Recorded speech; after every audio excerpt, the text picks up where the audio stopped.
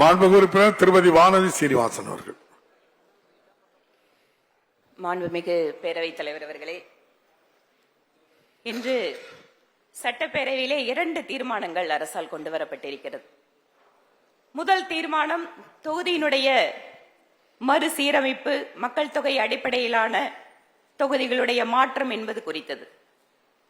நிச்சயமாக ஒட்டுமொத்தமாக ஒரு பறவை பார்வை பார்க்கின்ற பொழுது தென் மாநிலங்கள் பல்வேறு சமூக மேம்பாட்டு நடவடிக்கைகளாலும் மக்கள் தொகையை கட்டுப்படுத்துவதாலும் ஒரு சிறப்பான இடத்தை அடைந்திருக்கிறார்கள்.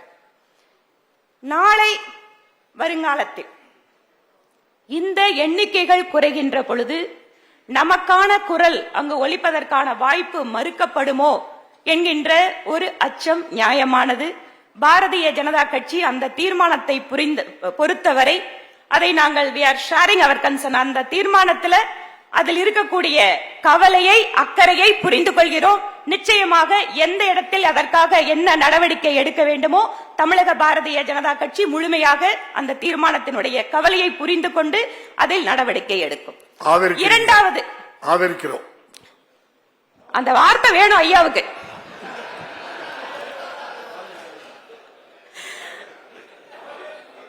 கவலையை புரிஞ்சுக்கிறோம், அதில் அக்கறை எடுத்துக் கொள்கிறோம், அதை நாங்கள் வேண்டிய இடத்தில் பேசுகிறோம், எல்லாத்தையும் சொல்லிட்டங்க. இரண்டாவது தீர்மானத்தை பொறுத்தவரை உலகத்திலேயே மிகப்பெரிய ஜனநாயக நாடு, அதிலும் சட்டப்பேரவையில் அமர்ந்திருக்கக்கூடிய நாம் அத்தனை பேரும் பெருமை கொள்ளக்கூடிய விஷயம், நாம் மக்களுடைய பிரதிநிதிகள். ஒவ்வொரு வாக்குச்சீட்டிற்கும் என்ன மதிப்பு என்பதை சாதாரண மனிதர்களை விட நாம் அதிகமாகவே புரிந்து கொண்டிருக்கிறோம். நம்முடைய ஆரம்ப கட்டத்தில் 1952 இருந்து நடந்த பல்வேறு பொது தேர்தல்கள், சட்டசபை தேர்தல்கள், இதெல்லாம் பாத்தீங்கன்னா அன்று நடைபெற்ற தேர்தல் முறை என்பது சிறிது சிறிதாக சீர்திருத்தம், காலத்துக்கேற்ப மாற்றம், இவையெல்லாம் நாம் கடந்து வந்திருக்கிறோம். மக்கள் தொகை, கால மாற்றம், தொழில்நுட்ப வசதி இவற்றிற்கேற்ப தேர்தல் நடைமுறைகள், தேர்தல் செலவினங்கள் இவற்றையெல்லாம் நாம் மாற்றிக்கொண்டே இருக்கின்ற பொழுது இந்த ஒரே நாடு ஒரே தேர்தல் என்கின்ற அவசியம் ஏன் வருகிறது?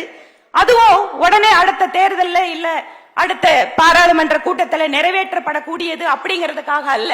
இங்கு பல்வேறு சட்டப்பேரவை உறுப்பினர்கள் தங்களுடைய கருத்தை தெரிவித்தார்கள்.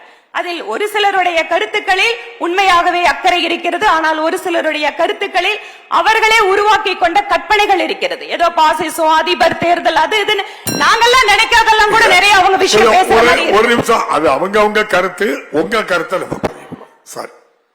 சோ இந்த மாதிரி நாம ஒவ்வொருத்தரும் அதை பத்தி ஒரு கற்பனை பண்ணிட்டு நாமளாகவே அச்சத்திற்குள்ளாக சென்று நடக்க வேண்டிய மாறுதல்களை நாம் காலத்தினுடைய மாற்றத்திற்கேற்ப நடைபெறாமல் தடுப்பதாக இருக்கக்கூடாது.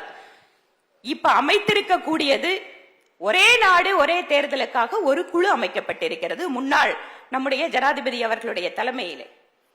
இந்த குழுவிலே யார் வேண்டுமானாலும் தங்களுடைய கருத்துக்களை, இதை எப்படி நடைபெறலாம், எப்படி சீர்திருத்தம் செய்யலாம் என்பதை பற்றி ஒவ்வொரு அரசியல் கட்சியும் அங்கே தெரிவிக்கலாம். அதற்கான வாய்ப்புகள் உண்டு. அப்படி இருக்கின்ற பொழுது இதுல உள்ளாட்சி தேர்தலையும் இதுல சேர்த்துறவங்க அப்படிங்கிற மாதிரியான தீர்மானத்தில் இருக்கு. இது உள்ளாட்சி தேர்தல்களுக்காக அந்த குழு அறிவிப்பில் அந்த மாதிரி ஒரு வார்த்தையே இல்லை. முழுவதுமாக பாராளுமன்ற தேர்தல், மாநில சட்டசபைக்கான தேர்தலுக்காக மட்டும்தான் அது குறிப்பிடப்பட்டிருக்கிறது. இப்படி இருக்கின்ற பொழுது இந்த ஒரே நாடு ஒரே தேர்தல் என்பது எதற்காக நாம் இப்போது அது அவசியமாக நம்முடைய கருத்துக்களை பகிர்ந்து கொள்ள வேண்டி இருக்கிறது அப்படின்னு கேட்டா, இதுல குடியரசுத் தலைவர் ஆட்சி வந்தா எப்படி இருக்கும், பெரும்பான்மை போயிடுச்சு எப்படி இருக்கும், கரெக்ட், இதெல்லாம் சவால்கள். இந்த கேள்விகள் எல்லாம் வரக்கூடிய காலத்திலையும் வரும். ஆனா இன்று நாம் பார்க்க வேண்டியது என்ன? இப்ப கூட இந்த பட்ஜெட் கூட்டத்தொடர நாம பாராளுமன்ற தேர்தல் வரதுனால நடத்த முடியல. இன்னொரு பாருங்க, இன்னும் மார்ச்ல இருந்து பாத்துட்டீங்கன்னா 3 மாச காலம் பாலிசி பேரலைஸ்.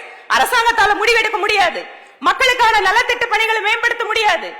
அப்போ ஒவ்வொரு வருஷமும் இத்தனை மாநில தேர்தல் நடக்கின்ற இவ்வளவு பெரிய நாட்டுல இதை நாம ஒரு சீர்திருத்தமாக பார்க்க வேண்டுமே தவிர இது யாரோ ஒரு கருத்தியலுக்காக யாரோ ஒருவர் ஆட்சிக்கு வருவதற்காக அப்படிங்கிற அன்பவுண்டட் ஒரு பயம், தேவையில்லாத ஒரு பயத்தின் அடிப்படையில் இந்த தீர்மானம் வருவதாக நாங்கள் நினைக்கிறோம்.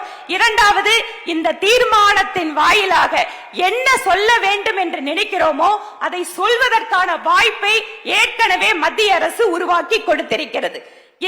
இதற்கும் மேலாக எங்களுடைய சட்டமன்ற குழு தலைவர் திரு நயினார் நாகேந்திரன் அவர்கள் எனக்கு ஒரு குறிப்பினை கொடுத்திருக்கிறார்.